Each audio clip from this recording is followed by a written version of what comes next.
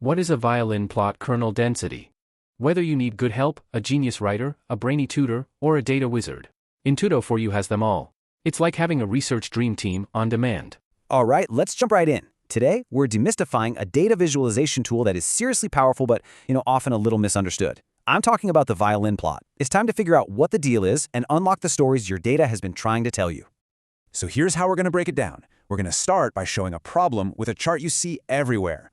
Then we'll introduce the violin plot as the hero of our story. We'll even peek under the hood to see how it works, put it head-to-head with its famous cousin, the box plot, and then wrap up with how you can choose the right tool for the job. Okay, part 1. Let's uncover data's hidden story by talking about the limits of a simple box plot. Take a good look at this. It's a standard issue box plot, right?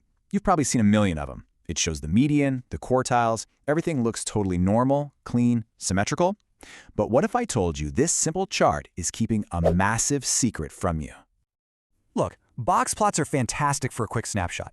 You get the middle point, the general spread, a basic sense of things. But that's the thing. It's just a summary. It kind of boils a whole data set down to 5 numbers. And in doing that, it can totally hide the real shape of what's going on. And here it is, the big reveal. When we plot the exact same data a different way, a whole hidden story just pops out. This isn't one simple lump of data. It's bimodal. It has 2 completely separate peaks. That's a huge insight that the box plot just completely glossed over. So how do we actually see the full story? Well, that brings us to our solution. Which brings us to section 2. Let's decode the violin plot and look at the anatomy of a much smarter chart.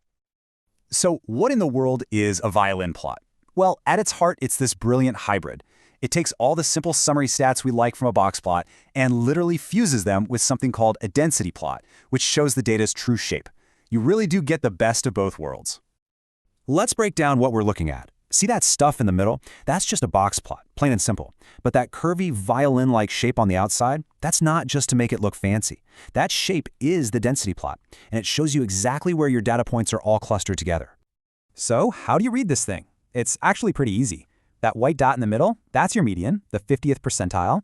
The thick black bar around it is the interquartile range. That's the middle 50% of all your data. The thin lines are the whiskers, showing the rest of the data's range. And most importantly, that outer shape shows the density. Wherever the violin is wider, that's where you have more data points. Simple as that. Now for the real magic behind that curvy shape. Welcome to section 3, the kernel density engine. So, the secret sauce that draws the violin's outline is a statistical method called kernel density estimation, or KDE for short. It's just a really clever way to take a bunch of individual data points and draw a smooth curve that estimates the overall shape of the distribution. Now, if that sounds a little too technical, don't worry. There's a really easy way to picture it. Think about a regular histogram, right? All those clunky, pixelated blocks. KDE is basically the process that smooths all those blocks out and transforms them into a beautiful, flowing skyline of your data's landscape. But there is a catch. You have to get the smoothness, or what's called the bandwidth, just right. If you look on the left, you see what happens if your bandwidth is too low. The curve gets all noisy and jagged. But on the right, if the bandwidth is too high, it gets over-smoothed, and you might actually hide those important peaks you were looking for.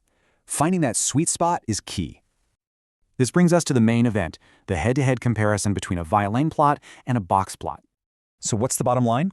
A box plot is laser-focused on summary stats, median, quartiles, outliers. That's its job. A violin plot, though, it gives you all of that plus the full picture, the density, the shape, and crucially, how many peaks or modes your data has. And this table just lays it all out perfectly. You should use a box plot when simplicity is your main goal, or when your audience just needs a quick and dirty summary.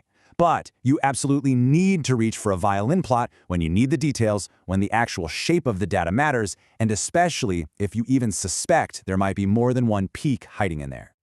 All right, last section. Let's talk about choosing your visualization, along with some best practices and cool variations.